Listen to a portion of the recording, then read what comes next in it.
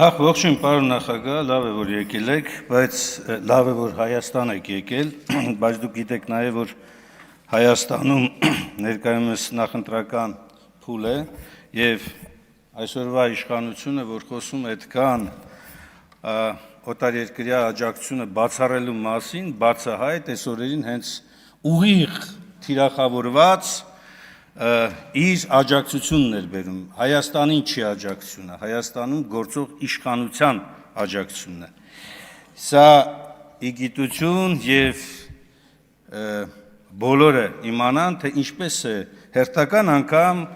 իշխող քաղաքացիական պայմանագիրը Նիկոլ Փաշինյանի գլխավորությամբ օգտագործում օտարերկրյա ուժերը սեփական աթոռ եւ իշխանությունը պահելու համար։ Իդեպ,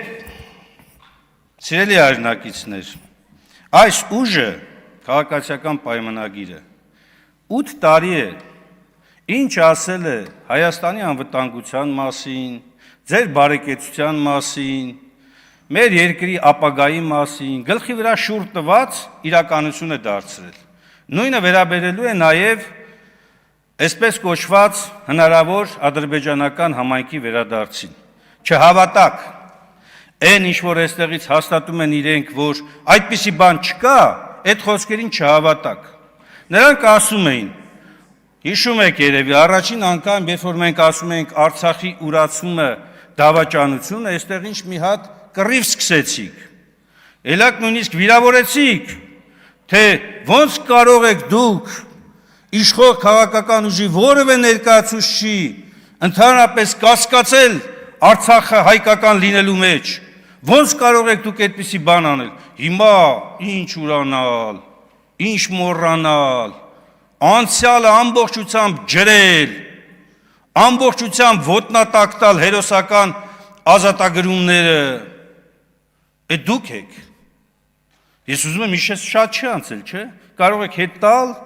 Փառք Աստծո, հիմա բոլոր հնարավորությունները կա, այս ամբիոնից ինչ կուրս գծեցելով էիք վիրավորում, մեղադրում, բոլոր են անձանց, ովքեր ձեզ ասում են, ախր դուք Արցախի հանձնումից զատ Հայաստանի վրա թշնամական գործողություններով տարածքներ եք հանձնում։ Թուրքասիրությունը, որ այս ամբիոնից հորդես դրանից հետո, ադրբեջանասիրությունը, ալիևասիրությունը, ինչի մասին էր վկայում, ձեր բոլոր սկզբնական խոսքերի, հերքումների, ուղիղ հակառակը անելու։ Կամ այլ դրվագ, մենք ժողովրդի վրա չենք կարող ուժ կիրառել, բարհա, բաներ են, նռնակներ են նետում ժողովրդի վրա, օրը ցերեկով,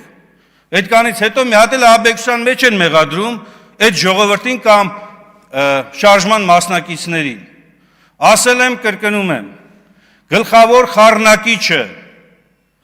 թե մարտի 1-ի, թե հունիսի 12-ի և թե առհասարակ 2000 թվականի ծեսկում իրականացվող բոլոր գործողություններում եղել է և կա անձ Նիկոլ Փաշինյան անունով և նրա աջակիցները, գլխավոր խառնակիչները, որոնք որ բերել են մեր երկրում ամենասարսափելի իրավիճակը,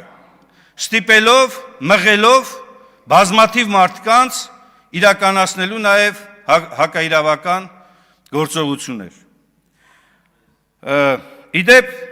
նույնը կարող է ասել հոկտեմբեր 27-ի մասով, շատ է, անընդհատ շատ է խոսում այդ մասին էլի, բայց ձեր մտքով երբեք չի անցել, որ կարող է հանկարծ նույն հոկտեմբերի 27-ի կազմակերպիչը, ավելի ճիշտ հրահրողը, օտարերկրյա այնպիսի ծառայություններ են եղել, որոնք ձեր իսկ վկայակոչմամբ հատուկ ուզեցել են Հայաստանում ազգային պաշտպանության դիրքերում հանդես եկող տեսակետները ջարդեն ու ավիրեն։ Կարող է հանկարծ ձեր մտքով անցնի, որ դա իսկապես թշնամական երկրների օրակարգի հարց է եղել, թուրք-ադրբեջանական օրինակ։ Կարող է ձեր մտքով երբևէ անցնի, որ դրանից հետո Հայաստանում ներքին խառնակցությունների մասնակցություն ունեցել է թուրք-ադրբեջանական տանդեմը։ Թե ձեր մտքով դա չի անցնում, որովհետև դուք շատ եք սիրում ցեղասպան ադրբեջանական իշխանություններին, բանտերում հայերին պահող, խոշտանգող թշնամիներին, դուք շատ եք սիրում, դուք շատ եք սիրում հայկական մշակութային ու կրոնական ժառանգությունը ոչնչացնող թշնամական գործողությունները, համարում եք, որ եթե չբարձրաձայնեք դրա մասին, չխոսեք դրա մասին, ապա խաղաղություն կհաստատվի։ Եթե այդպես է խաղաղությունը, որ կարող են ոչնչացնել հայկական մշակութային ժառանգությունը, ոչնչացնել գերեզմանները, պղծել գերեզմանները, այդպիսի խաղաղություն եք դուք երազում, այդպիսի խաղաղությունը գերեզմաներում է, այդպիսի խաղաղություն այս ժողովուրդը չի երազել։ Այո, ժողովուրդն ուզում է խաղաղություն, բայց ուզում է, որ այդ խաղաղությունը հարգանքի եւ արդարության վրա հիմնված լինի, ինչը դուք չեք բերել, չեք ապահովում եւ չեք էլ ապահովելու, որովհետեւ ձեր նպատակը ոչ թե իրական խաղաղությունը, այլ ձեր իշխանությունը պահելն է, թեկուզ հազարավոր զոհերի գներով։ Ու դուք վաղուց քաղաքացուն վերածել եք հպատակի եւ առաջարկում եմ ձեր կուսակցության անունը փոխեք, հպատակների տիրապետություն դարձրեք։ Ինչ քաղաքացու իրավունքի մասին եք դուք խոսում։ Երբ որ օրը ցերեկով ոտնահարում եք քաղաքացու իրավունքը, իսկ դուք գալիս եք այստեղ հպարտ տեսքով, հպարտ խոսքերով, հաստատում եք, որ ոստիկանությունը ճիշտ է արել։ Ոստիկանությանը շնորհակալություն եք հայտնում, որ մարդու գլուխ է կոտրում, որ գետնի փռած քաղաքացու արժանապատվությունն է ոչնչացնում։ Շնորհակալություն եք հայտնում։ Դա սուլտանապետության գնացող իշխանության վարքագիծ է։ Հպատակների մի ամբողջություն ունենաք, որպեսզի իրենք կարողանան ապահովել ձեր վերարտադրությունը։ Եվ այսօր, երբ որ նախընտրական շրջափուլում է իրավիճակը, դուք նորից ոչ միայն կեղծում, ստում, ուրանում,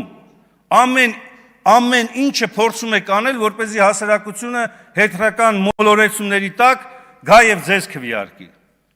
Դրա համար է, որ օրինակ Ռուբեն Ռուբինյանը ծանոթ լինելով ԵՀԿ քարտուղարության պետական սահմանների սահմանազատում եւ սահմանագծում հրատապ հարցեր եւ լուսման ուղիներ 2017 թվականի փաստաթղթին, որտեղ ասում է, թե ինչ սկզբունքներ պետք է գնա, այստեղից ձեռ է առնում, ասում է, սարեր ձորերով բաժանման սկզբունք են ասում, էթնիկական, դրանք այդ սկզբունքները այստեղ այդ փաստաթղթում են, պարոն Ռուբինյան, ու վստահ եմ դուք ծանոթ եք, կամ քննիչ հանձնաժողովի վերաբերյալ Անդրանիկ Քոչարյանի ասածը։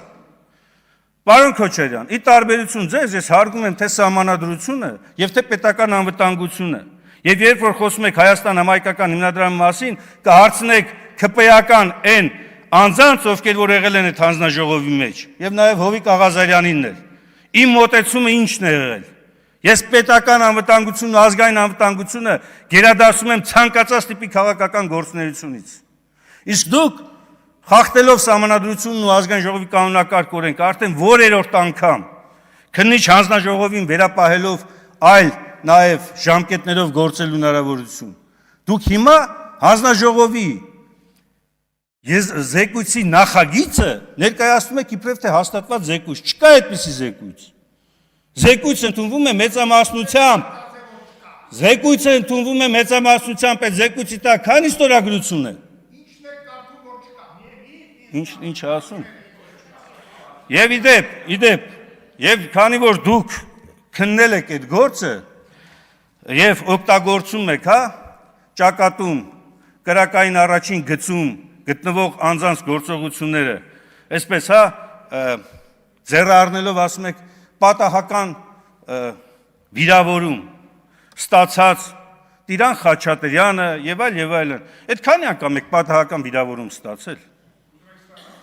Ես ուզում եմ հարցնել, երբ որ դուք մարդուն վարկաբեկում եք,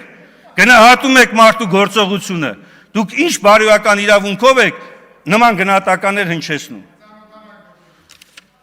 Ձեր գործերին կծանոթանա անշուշտ իշխանափոխությունից հետո իրական արդարադատության գնացող դատախազը եւ քննչական մարմինները։ Այսօրվա թե դատախազությունը, թե իրավապահ ողջ համակարգը ծառայում է բացառապես մեկ նպատակի՝ վերարտադրել ձեր ռեժիմը,